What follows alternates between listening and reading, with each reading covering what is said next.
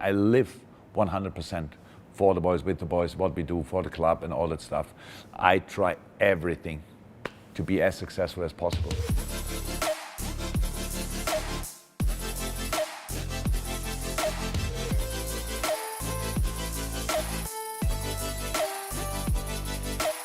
I have a lot more information than I give to the players, and not because I want to keep that, no, just because they have to play a football game, and football is a game, and you have to play that with freedom. In the beginning, for example, when a new player is coming in, I don't give them any information. It's like, let them play, let's learn, that I learn about him, what he's doing naturally, and what we want to adjust, and what we want to leave with him, and what we want to stop him doing, and stuff like that. So you learn more about your players each day, and you know how to treat them, how to deal with them. A lot happens in the one-on-one talk, actually, but that's with the player and with the team. There are more things to do, and they're then all in the right shape and in the right position, and you try to help 11 players to do the right things in the right moment, actually.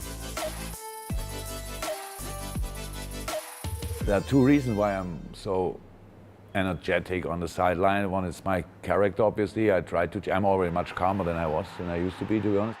I'm kind of the reserve tank for the boys. When they feel the energy level goes a bit down, then I'm still there and can kick their butt or whatever they need in this moment. It's better to be angry with me than to think, oh, it's too intense today.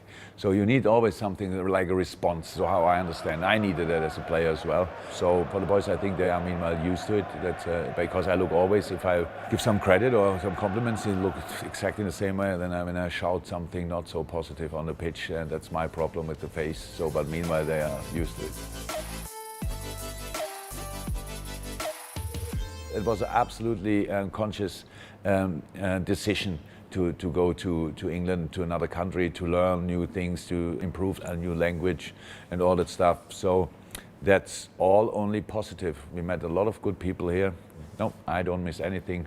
The world is, in Europe at least, small enough that we can reach everything in a couple of hours.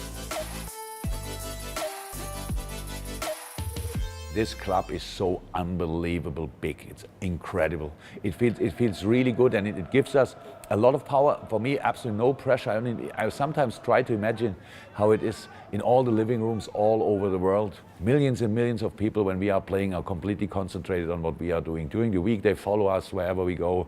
They read everything about us and all that stuff, and it's very positive.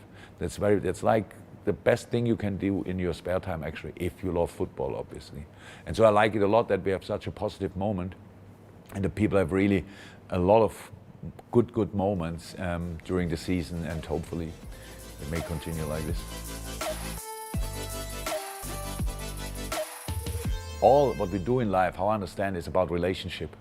Because otherwise you live in a forest alone, on a mountain alone, and if you only want to be alone and want to be responsible for exactly the things you do and no responsibility for anything else, you have to live alone. Otherwise, always when you enter a room, you have a little bit of responsibility at least for the mood in the room. As a football team, we have to work really close together. Each player knows each name of each person who works at Melwood. It's not me to create an atmosphere. Each person in a room, each person is responsible for that, and a football team especially.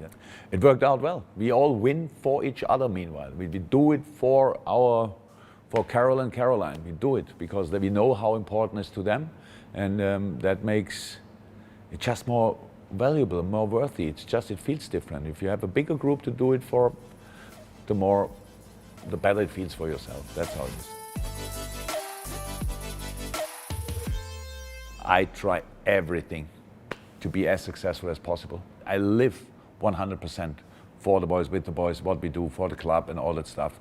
And I think that's leadership in the first case. As a leader, you cannot be the last who comes in and the first who goes out. That's how it is. You don't have to be always the first coming in or the last going out. That's like this, but you have to be an example as well. That's how it is. You have enough confidence, and that's very important for a leader, because confidence, if I would expect from myself that I know everything and I'm the best in everything, I couldn't have confidence, but I don't expect that. I know I'm good in a couple of things, really good in a few things, and that's enough. What I can do, my confidence is big enough that I can really let people grow next to me. It's no problem. I need experts around me. It's really, really very important that you're empathic, that you try to understand the people around you, and that you give real support to the people around you, and then everybody can act. And that's what leadership is. Have strong people around you with a better knowledge in different departments than yourself. Don't act like you know everything. Be ready to admit that I have no clue in the moment, so give me a couple of minutes, then I will have a clue probably.